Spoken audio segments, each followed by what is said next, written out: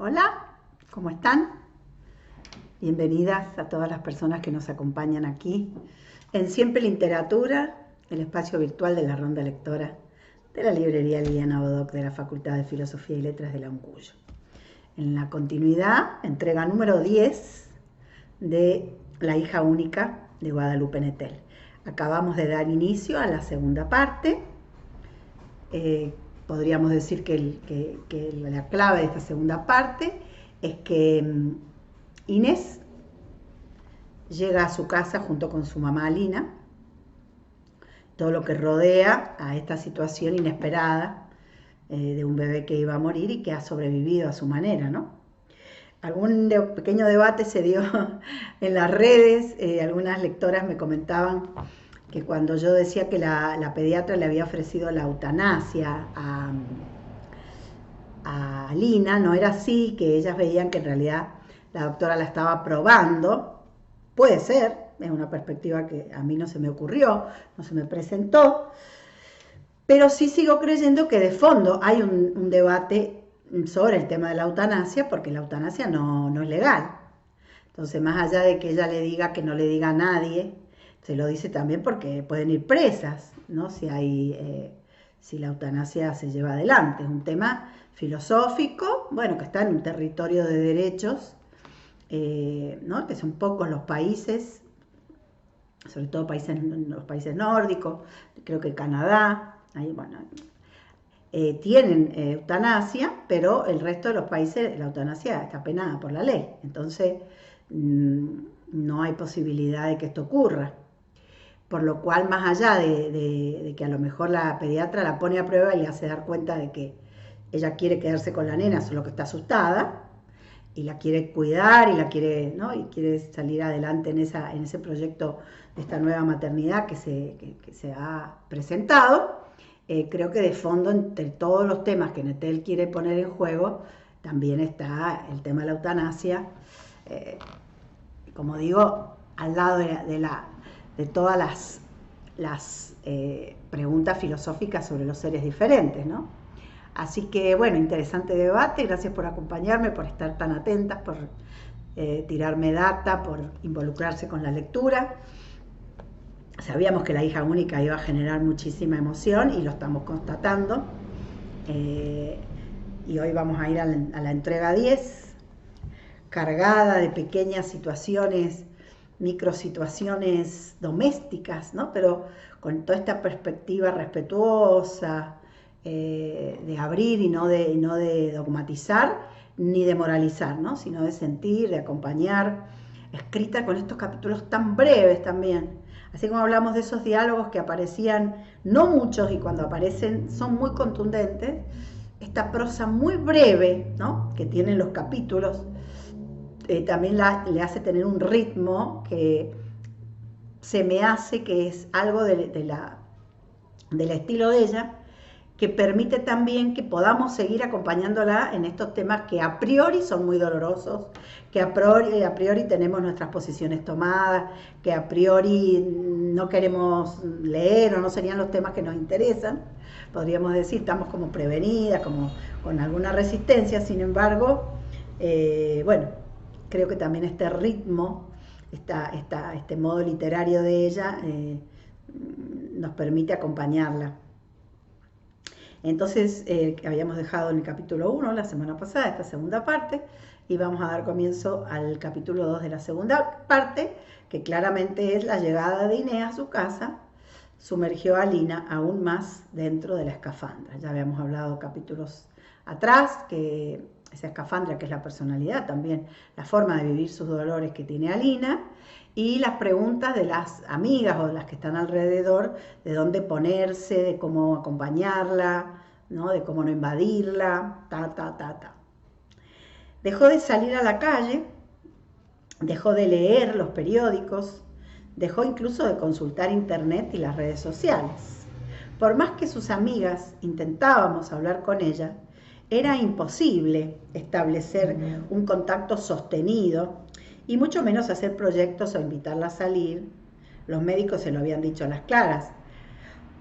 Cada día podía ser el último con su hija, ¿no? De que iba a morir durante todo el embarazo, desde que se enteró, ahora que, ¿no? Esta presión de afuera de que ella tiene que vivir todo con la nena porque la nena puede morir mañana o hoy. Esto ya es como mucho, esto creo que es lo que va a decir Laura. ¿Cómo esperan que ella lo lleve? ¿No? Semejante espada de Damocles clavada en el corazón. ¿Cómo iba a planear el siguiente fin de semana? Por las noches se acercaba temerosa a la cunita y ponía un dedo debajo de la nariz de la niña para comprobar que seguía respirando. Alina y Aurelio debían estar preparados para todo. Una parte de ellos seguramente, la más práctica, les decía que encariñarse con su hija, ceder al apego sin reparos como hace cualquier padre con sus criaturas, podía encaminarlos hacia un sufrimiento demasiado intenso. Y a la vez, cada minuto pasado con ella fortalecía esos lazos que tanto los asustaban. Un día su amiga Lea me llamó por teléfono. Le preocupaba que de seguir así, Alina se volviera loca o cayera en una de esas depresiones posparto que han mandado a tantas mujeres al psiquiatra. Pero, claro, y ahora lo que va a decir Laura, me siento súper identificada. Dice, pero ¿de qué otra manera puede tomarlo? Le pregunté. ¿Te imaginas a ti misma en esas circunstancias? Sí, dijo, ¿no? Aparece este personaje de Lea, que también es parte del grupo de amigas. He pensado mucho en ello. Y me contó que algunos meses atrás un compañerito de su hijo había muerto atropellado a la salida de la escuela. Se saltó de la mano de la madre y cruzó cuando no debía. El coche ni siquiera lo vio. En realidad todos vivimos con esa amenaza, no solo nuestros hijos, sino nosotras mismas. Podemos desaparecer en cualquier momento. La diferencia es que Alina lo tiene demasiado claro, a lo mejor debería olvidarse de ello. Mientras escuchaba recordé a las monjas del monasterio Nayigompa que se reunían al amanecer para recordar cantando. Bueno, vieron cómo ella trae algunos universos de otros países, ¿no? De una cultura que no sea la cultura occidental latinoamericana y no con católica y bueno, el mestizaje con las hegemonías blancas, producto, ¿no es cierto?, de la colonización europea. Bueno, ya lo ha hecho en algunas oportunidades, y entonces va como flexibilizando las miradas duras, y creo que también es una gran contribución a las lectoras, antes que las lectoras ya vayamos a poner el grito en el cielo, porque no queremos escuchar estas cosas, los niños que mueren, los accidentes, estamos como ponernos a la defensiva.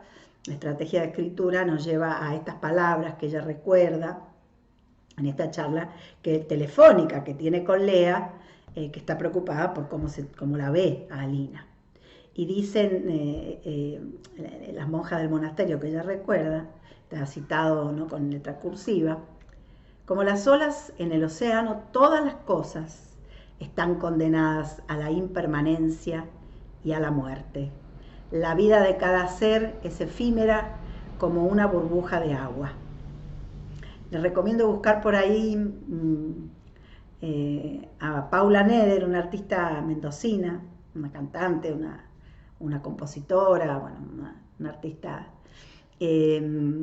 que tiene una canción, ¿no?, sobre la impermanencia. Muy interesante esa canción. Siempre me conmovió, me llegó, es muy bien fuerte. Por ahí puede ser estos tipos de lecturas complementarias, ¿no?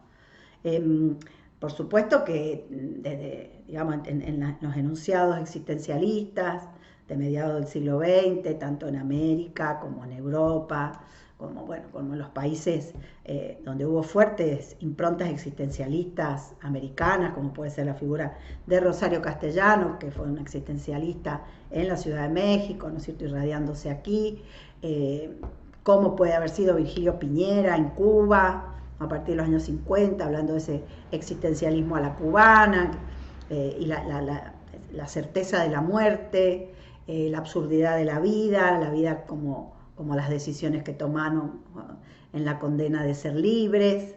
Hay un subyacer de estas improntas, complementadas, ¿no?, también con esta otra mirada que reconoce la impermanencia, que son todos discursos antiprogreso, ¿no?, que la utopía del progreso ha hecho pensar que somos eternos, ¿no? Son distintas las lógicas de médicas, ¿no es cierto?, el superar justamente las pandemias y las enfermedades que mataban a poblaciones enteras, el luchar y lograr el descenso de la mortalidad infantil y la mortalidad materna. Bueno, un montón de indicadores, podríamos decir, que van haciendo sentir que la muerte ya no está delante, ahí tan pronto. Bueno, entonces, la novela todo el tiempo está en estos matices, en recordarnos la impermanencia, que podríamos decir, desde lo teórico se comprende muy bien, pero claro, Laura dice, bueno, cuando uno lo está viviendo, ¿cómo? Porque uno puede tener toda la teoría, ¿no? Cómo llegar a realmente estar genuinamente en coherencia con ese pensamiento y vivir las cosas de la vida como si hoy fuera el último día. Para ellas, para estas monjas, ¿no? Era fundamental no olvidarse nunca de ello. Aunque ambas eran madres, la verdad es que entre Alina y Lea había muchas diferencias, además de una probabilidad más alta de que su hija muriera pronto, claro, porque acá Lea lo dice como desde cierta teoría, ¿no es cierto? Le va a pasar a ella, a los nenes de ella, y también le va a pasar a ella, pero acá es inminente, está ahí como una bomba de tiempo, ¿no? Inés. Alina tenía que enfrentar otra gran amenaza, la de que viviera muchos años y se viera obligada a ocuparse de ella, no como quien se ocupa de un niño, sino como quien se ocupa de un enfermo terminal al que hay que alimentar, cambiarle los pañales, administrar medicamentos, alguien que a pesar de estar desahuciado no termina de irse nunca. ¿No? Bueno, ella ya ha planteado el deseo de que le ha dicho a Inés que si puede se vaya, ¿no? Esto también es un recorrido particular de la novela, con valiente, ¿no? Carne, bien conectado con el deseo profundo, como sacando los velos o las capas de la cultura que nos impone una forma de sentir frente a un acontecimiento de esta naturaleza. Si uno le pregunta a cualquier madre cuál fue la etapa más pesada en el cuidado de sus hijos, la respuesta es inequívoca: los primeros 2 años. Esa época en la que los niños no se valen por sí mismos y es necesario darles de comer en la boca, vestirlos, bañarlos y cambiarles los pañales durante todo el día. Y era así como se anunciaba la maternidad para Alina. Yo digo acá, como decía la Carol ahí en las disidencias, por ahí es una parte de lo que cuesta, ¿no? Por ahí hay otros momentos de hijos más grandes que también pueden ser, pero bueno, está como esta idea, ella dice,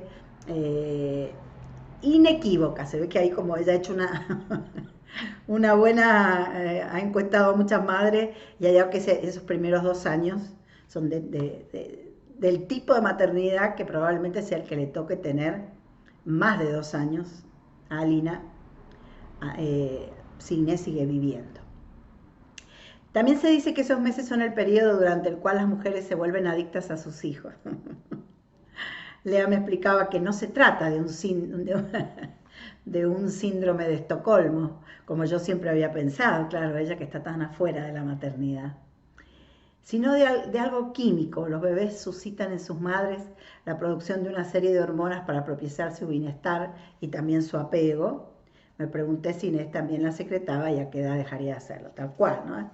Hay un par de videos muy bonitos que muestran, creo que uno estaba en Netflix, creo que se llama Bebés, así dicho, y va mostrando cómo esa energía entre la mamá y el bebé tiene este valor que aquí es un valor hormonal, ¿no? Las hormonas del bienestar que la mamá y el bebé en condiciones buenas, ¿no? O de maternidad deseada, bueno, de condiciones socioafectivas y socioeconómicas, bueno, que permitan que la maternidad sea disfrutada, más allá de lo ambiental o lo socioeconómico, ¿no? Que esas hormonas se puedan secretar. Bueno, entonces ella se pregunta si entre Inés y Alina esto estaba ocurriendo, ¿no? Si no estaba interferido por lo que ocurría. Tercero, que pasó como un capítulo informativo con las grandes preguntas a través de una nueva madre que se pone en juego, que tiene una mirada, ¿no? Y que sigue abriendo el paraguas, el transportador más bien de opciones para desuniversalizar el sentir materno. Capítulo tercero. El lunes por la mañana amaneció lloviendo, el cielo parecía una lápida de nubes grises y densas, dispuestas a venírsenos encima.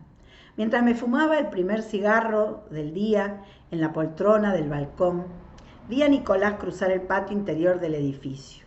Llevaba un impermeable gris y una mochila roja en la espalda con la máscara del hombre araña. No era la primera vez que los veía a él y a su madre salir tan temprano en dirección a la escuela, pero ahora, a diferencia de aquellas otras veces, Doris no estaba con él y los pasos de mi vecino mostraban una lentitud sospechosa. No tenía el aspecto de un niño apurado por llegar a clase, al contrario, arrastraba los pies y parecía decidido a meterlos en todos los charcos. Pensé que a su madre se le había olvidado una cosa importante, quizá la lonchera o un papel requerido por la maestra, y le había pedido que la esperara abajo, pero pronto descarté esa posibilidad. Nicolás avanzaba hacia la calle y Doris seguía sin aparecer por ninguna de las puertas. Me dije que algo debía andar mal para que dejara suelto a su cachorro. Lo más probable es que estuviera enferma y la fiebre no la dejara levantarse. A media mañana salí a tocarle la puerta para saber si podía ayudar de alguna manera, pero nadie contestó. Le escribí un mensaje de texto y tampoco obtuve respuesta. Por la tarde, el sonido del timbre anunció que Nicolás había regresado. Desde su departamento llegó el sempiterno olor a comida, así que dejé de preocuparme. 2 días después, lo volví a ver cruzando el patio solo, temprano, por la mañana, con un aspecto aún más perdido del que lo había visto la vez anterior. Llamé con insistencia al celular de Doris durante varias horas, pero no me atendió. Sabía que estaba en casa por el ruido que llegaba del otro lado del muro. En cambio, el olor a comida desapareció por completo. El jueves, alrededor de las 7:40, en cuanto escuché que mi vecino salía de su casa, corrí hacia el pasillo para interceptarlo. El elevador acababa de llegar, así que entré con él antes de que las puertas se cerraran. ¿Te vas solo a la escuela?, pregunté mientras presionaba con el dedo el botón de la planta baja. ¿Tu mamá está enferma? Nicolás desvió la mirada. No lo sé, pero hace 3 días que no sale de la cama. Como les había dicho en la entrega 9, hay como una vivencia de la depresión en simultáneo, ¿no? Que está buena porque es como esta empatía entre mujeres, ¿no? Poder sentir lo mismo que la otra siente, y también estrategias de la propia Nettel para que lo que duela menos, o duela de una cierta manera, o duela con otra, ¿no? Y entonces invita a continuar la lectura más allá de las barreras de los temas y de lo sensible que es esto para las mujeres en general y para las lectoras de Nettel en particular. Es como un cuidado a su lectora, y eso a su vez proyecta la novela mucho más lejos. Es precioso esto de que mientras Alina está en la escafandra, Doris, que le ha pasado todo lo que ha pasado, entra como en esta depresión, ¿no? Este no poder más, este no poder criar al hijo, ¿no? Un límite concreto, no se puede levantar. Ella, que está aterrada, que no lo deja salir ni a la esquina, que no, de pronto el chico va solo a la escuela. Entonces, claro, ¿qué está pasando? La pregunta que por supuesto se hace y Laura, y con ella nosotras, ¿no? Capítulo 4. Un día los llamaron del consultorio de la genetista para avisarles que los resultados de Inés, muy entretenida, aparte porque nos interesa también el tema médico, ¿no? La forma en que está planteado, si bien tiene una mirada y alcanza hasta un punto, ¿no? Con los límites o la impotencia de la medicina, de la ciencia, nos interesa mucho cómo ella lo va contando en sí, para entender, para saber. Lo llamaron del consultorio para decirle que la genetista tenía listos los estudios de Inés. Ellos, por supuesto, fueron esa misma tarde. más que la consulta de un médico, parecía un laboratorio, en general como son los lugares donde trabajan las genetistas, los genetistas. Había dibujos en las paredes, mesas largas, neveras con muestras, microscopios y centrífugas. La mujer era bastante joven, llevaba una bata blanca y una gorra de plástico le sujetaba el cabello. Les mostró un par de láminas plastificadas. La primera era un dibujo con pluma azul en forma de una X deforme, pues los brazos de arriba eran más cortos que los de abajo. El punto de unión había sido señalado con bolígrafo rojo. Y acá viene la explicación. Esto es un cromosoma, les dijo. El cuerpo humano tiene 23. Imagínenlo como un archivero. Dentro de cada uno hay cajones. Dentro de estos, carpetas con documentos. Algunos tienen notas agregadas, como si fuera un post-it. La genetista les explicó que la condición cerebral de Inés se debía a la mutación de un gen en el cromosoma 17. Algo muy pequeño en su código genético había cambiado de sitio y desencadenado la microliencefalia. Era la primera vez que alguien registraba esta mutación, semejante a síndrome ya conocido como el Miller-Dicker, la principal causa de lisencefalia en el mundo, ¿no? El cerebro liso, porque es micro liso, ¿no? Ese cerebro. Por eso la combinación había asustado tanto al ginecólogo y bueno, después a la pediatra. Pero lo de Inés no correspondía del todo a ese trastorno. Es que es algo nunca visto, algo que seguirá sin nombre mientras no se estudie como corresponde y se registre de otra manera. ¡Wow! En la escuela secundaria, a Alina y a mí, miren cómo también Guadalupe Nettel abre, cuenta, busca lugar donde apoyar esto, ¿no? Donde poner esta situación. En la escuela secundaria, a Alina y a mí, nos habían explicado la evolución de una manera muy parecida, seguramente la que recomendaba el programa de educación nacional de aquellos tiempos. Nos dijeron que las especies evolucionaban siempre para mejorar, para ser más aptas, más proclives a la sobrevivencia y a dejar más progenie. Nos habían mostrado una tabla con el dibujo de una pirámide. Los protozoos estaban en la base, mientras que el Homo sapiens triunfaba en la cima como la mejor de todas las criaturas terrestres. No nos hablaron entonces de las especies que se habían extinguido o mutado de manera incomprensible, de los dinosaurios convertidos en gallinas, por poner un ejemplo, del gen del BRCA y otros tipos de cáncer. Mientras la genetista, interesante también la cultura que se va haciendo de algunas simplificaciones, que van quedando imágenes sobre las cosas, sobre todo en la cultura general, cuando uno no es especialista.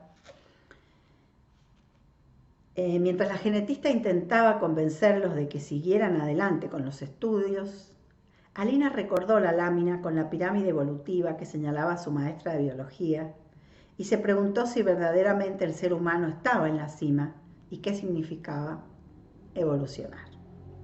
Concluyó que en realidad el ADN de cada individuo depende del azar, del encuentro aleatorio de dos gametos en el momento del coito y no de una tendencia a mejorar como nos habían hecho creer.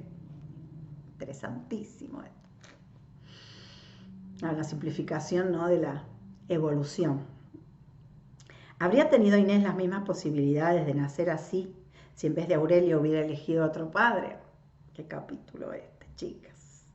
Pensó en las babosas, en las estrellas de mar y en otros animales que pueden reproducirse asexualmente, pues su organismo está equipado para no necesitar a nadie que los fecunde. ¡Wow! Ella se mete acá, ¿no?, en la biopolítica, la biomedicina, la biogenética, la cultura occidental, bueno,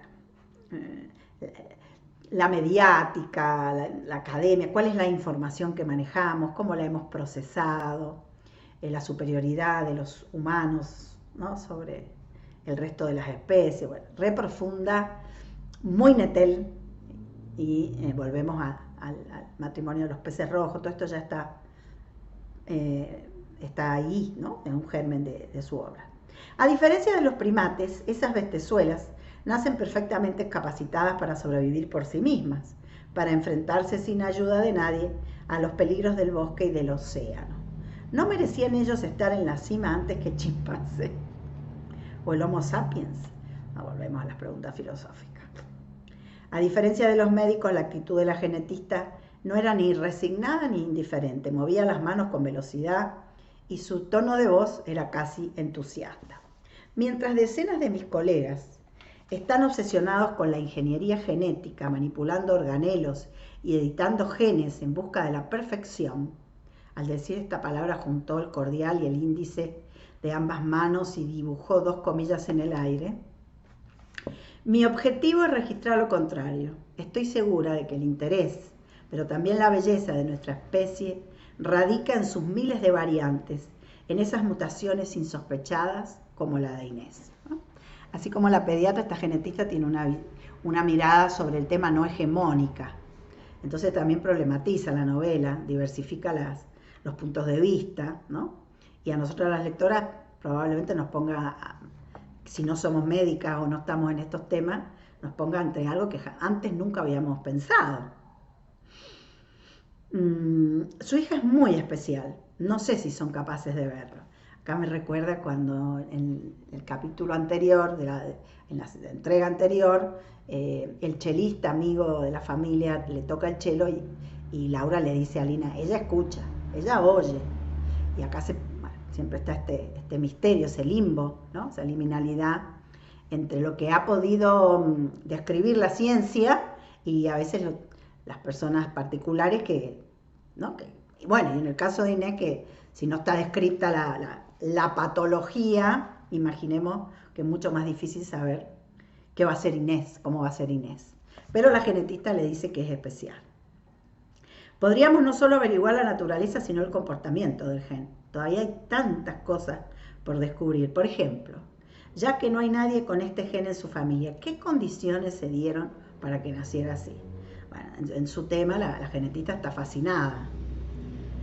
Pero impermeables a la insistencia de aquella mujer, a Lina y Aurelio no le encontraron mucha utilidad a esa entrevista, prefirieron detener ahí la investigación y no dedicarle más tiempo ni más dinero a averiguar lo que hubiera podido ocurrir y no había sucedido, ¿no? Claramente el lugar y la perspectiva de la genetista, los límites de los estudios médicos, digo, bueno, acá hay una onda expansiva, ¿no? Un eco de varias temáticas y preguntas filosóficas, existenciales de este siglo XXI, de estos 20 años, ¿no? del siglo XXI. Si antes ya había tensiones, capítulo 5, perdón, me entusiasmé. Si antes ya había tensiones en la pareja, vivir con Inés no hizo sino aumentarlas. Le resultaba imposible ponerse de acuerdo sobre los cuidados de la niña, cada detalle, la cantidad de sueño, la forma de bañarla, la temperatura de sus biberones, era un motivo de discusión y la prueba de que el otro era un inepto como padre. La verdad es que ambos lo eran, pero siempre resulta más fácil culpar a los demás por lo que no toleramos acerca de nosotros mismos, lo que no nos perdonamos. ¿Dónde estaba el amor que un día los había llevado a vivir juntos? Seguramente ahí solo que sepultado bajo una montaña de responsabilidades. Y el deseo iba a volver algún día o había desaparecido para siempre. El recuerdo de la felicidad y la tragedia compartida bastaría para mantenerlos unidos. A Lina se lo preguntaba con frecuencia. El departamento se había transformado ahora en una guarida segura, pero también en una jaula. Una mañana Aurelio habló con ella y le propuso repartirse las labores. Él saldría a trabajar para buscar los ingresos, mientras que ella se encargaría de Inés y de que la casa no se viniera abajo. Ella dice, un típico arreglo patriarcal. Pensé, qué lindo. Pensé cuando me lo contaron, ¿no? Lo sigue contando Laura, qué bueno que está. Esto no está en esos diálogos que les cuento, esto está integrado a la prosa, ¿no? Porque en realidad es lo que Laura nos cuenta. Esto también siempre permite enfriar, si se quiere, no es el momento en que lo están viviendo, ¿no? Es el relato de Laura, que además ya se lo contaron y ella no los cuenta, ¿no? Lo único que le faltaba a Lina era convertirse en esclava doméstica. A ella la enfurece, ¿no? Pero la verdad es que Aurelio tampoco la tenía fácil. Si antes se daba el lujo de asumir únicamente los encargos relacionados con su carrera de artista, ahora estaba obligado a aceptarlo todo en función del dinero. Comenzó a fabricar muebles para millonarios, cómodas, escritorios, archiveros, adaptados a las necesidades y caprichos de sus clientes. Los hacía perfectos, los empacaba él mismo y los llevaba a domicilio. Aquel trabajo pagaba realmente bien, pero era necesario dedicarle mucho tiempo.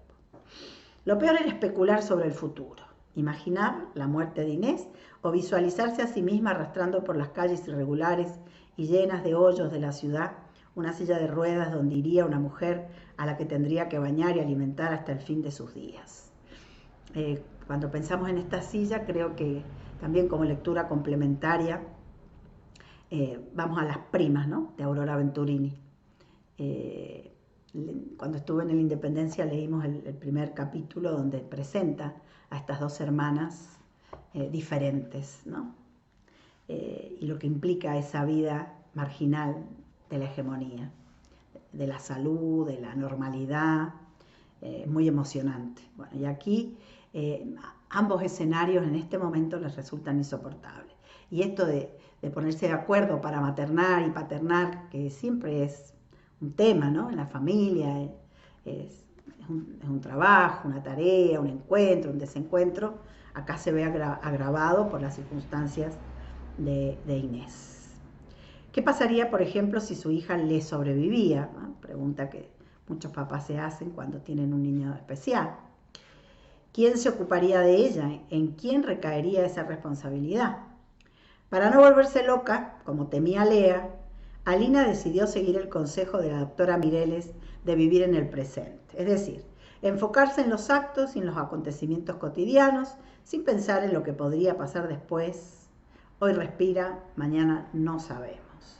Cada 2 horas preparaba un biberón, cuidando de introducir en él la dosis exacta de medicamento. Cuando estaba listo lo ponía sobre la mesita de noche, se sentaba en el sofá, se desabrochaba el sostén de lactancia y acercaba a Inés hacia su pecho.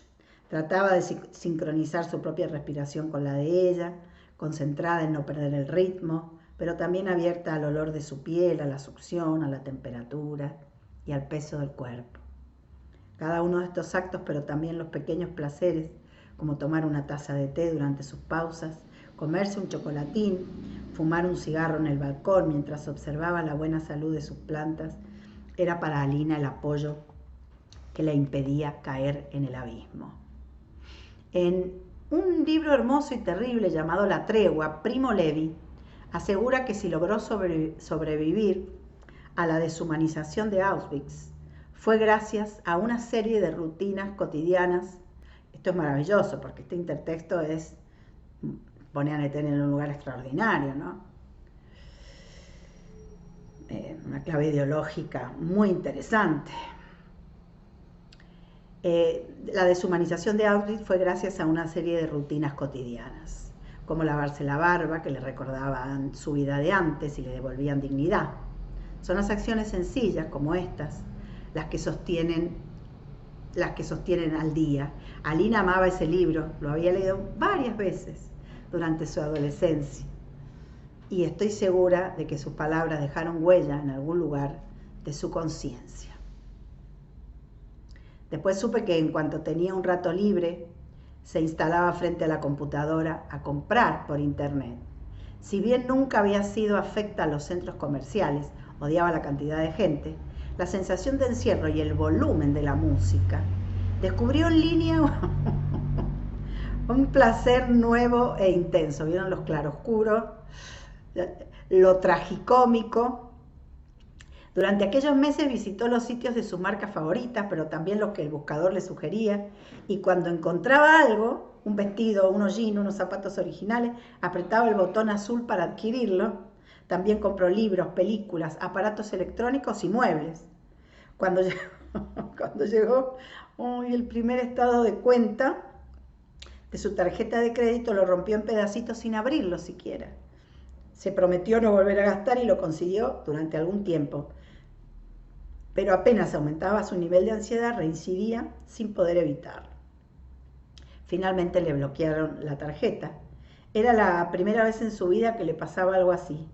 Hasta ese momento sus historiales bancarios habían sido intachables y por eso la medida le pareció exagerada y grosera. Después se dijo que al menos eso pondría un límite a su compulsión y terminó por resignarse. Por fortuna, para las compras realmente necesarias, aún tenía su cuenta corriente y la tarjeta de débito. Qué interesante desvío, ¿no? No poner la adicción, la ansiedad en unos objetos más conocidos, ¿no? Sino en este furor por la compra desmesurada, un descubrimiento además, que también nos hace correr la novela un poquito, ¿no? De ciertas imágenes cliché que podamos tener, ¿no? Se deprimió, no se baña, el consumo de sustancias, algunos, el alcohol, que son sitios muy, ¿no? Muy remanidos, muy visitados, y ella va expandiendo, bueno, propio de nuestra realidad, ¿no? De nuestro entorno, de virtualidad también. Fíjense cómo la novela ya trae esta marca, esta cartografía epocal. Capítulo 6. En el patio interior del edificio, Nicolás se había perdido, y también más pequeño, como si hubiera retrocedido en el tiempo, y en vez de 8 años tuviera 6. Llevaba el pelo mojado por la ducha y los labios le temblaban de frío. ¿Desayunaste?, él negó con la cabeza. Le propuse que fuéramos al NIN, mi café preferido del barrio, que abre temprano por la mañana y donde hacen los mejores huevos al horno que he probado. ¿Y la escuela?, preguntó. Bueno, hoy te quedas conmigo y mañana les dices que estuviste enfermo. Eso se llama irse de pinta. Nosotros decimos, bueno, la sin cola, hacerse la rabona. Creo que hay otra más ahora que está más... Bueno, cada colectivo tiene su modo de decir no ir a la escuela, faltar sin permiso a la escuela. En el camino me explicó que en los últimos tiempos su madre no había querido cocinar, se había alimentado a sí mismo con sobras recalentadas y cereal con leche. ¿Pero qué es lo que tiene tu mamá? No sé, casi no quiere hablarme. Le pregunté si lloraba y me dijo que sí, aunque no frente a él. Cierra la puerta de su cuarto, pero la oigo desde afuera. Tendría que estar sordo para no darme cuenta. Devoró en silencio sus huevos con tocino, unos molletes, un jugo de naranja, un chocolatín. Luego preguntó si estaba segura de que la escuela no llamaría a su madre para saber por qué no había ido. Claro. Le dije que no era así como funcionaban las cosas. Al menos en mi recuerdo, las escuelas nunca llamaban por un día de ausencia. Primero pensé en llevármelo a la biblioteca, pero ¿qué podía hacer él en un lugar así, además de aburrirse? Era un niño encerrado. ¿Cómo iba a desperdiciar la primera pinta, la primera sin cola, de su vida dentro de una sala de lectura? Miré hacia la puerta y vi que había salido el sol. Por la calle pasaba uno de esos autobuses rojos de 2 pisos, con sillas en el techo, que pasean los turistas por toda la ciudad. Fue así como se me ocurrió. Cuando salimos del café, me eché su mochila al hombro y caminamos hasta la parada. Sentados sobre un techo repleto, qué lindo, ¿no? Porque el niño estaba siempre encerrado, como si no conociera la ciudad. Un techo repleto de gringos entusiastas. Circulamos por Reforma y por el bosque de Chapultepec, que vamos a tener como un viaje turístico por la Ciudad de México. Vimos la feria de lejos y a los animales del zoológico. Nos bajamos un poco más adelante y subimos a pie hasta el castillo. Una vez ahí le conté la historia de Carlota y Maximiliano de Habsburgo y su intento fallido por gobernar el país. Se van a acordar de Rosario Castellano, ¿no? Con El eterno femenino, cuando cuenta la historia de Carlota. Carlota cuenta su propia historia. Todo es que está muy a la base de la historia mexicana, y todo ese tiempo Nicolás se mantuvo tranquilo e interesado. Sin embargo, al bajar de la colina nos encontramos en el suelo el cadáver de un pájaro muerto, probablemente atropellado por una bici. Entonces su expresión se ensombreció por completo. Intenté que pasáramos de largo, pero en vez de seguirme, Nicolás retrocedió y se puso a pisarlo con enjundia. ¡Basta!, grité. ¿Por qué haces eso? De inmediato noté horrorizada que le estaba hablando con un tono de voz muy semejante al que empleaba Doris para regañarnos.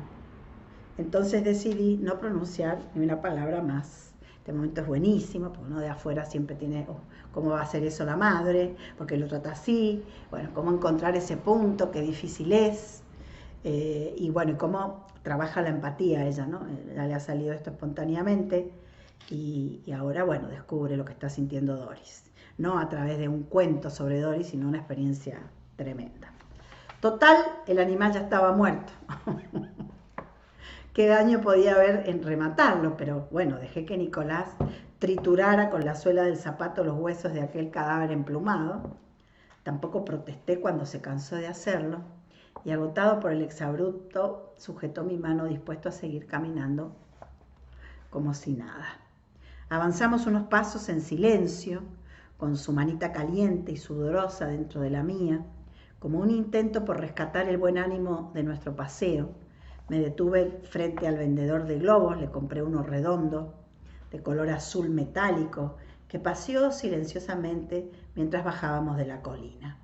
Lo soltamos antes de subir al taxi, que nos llevaría de vuelta a casa para que al llegar no lo viera su madre. Por el vidrio trasero del auto monitoreamos juntos su ascenso al cielo hasta perderlo de vista.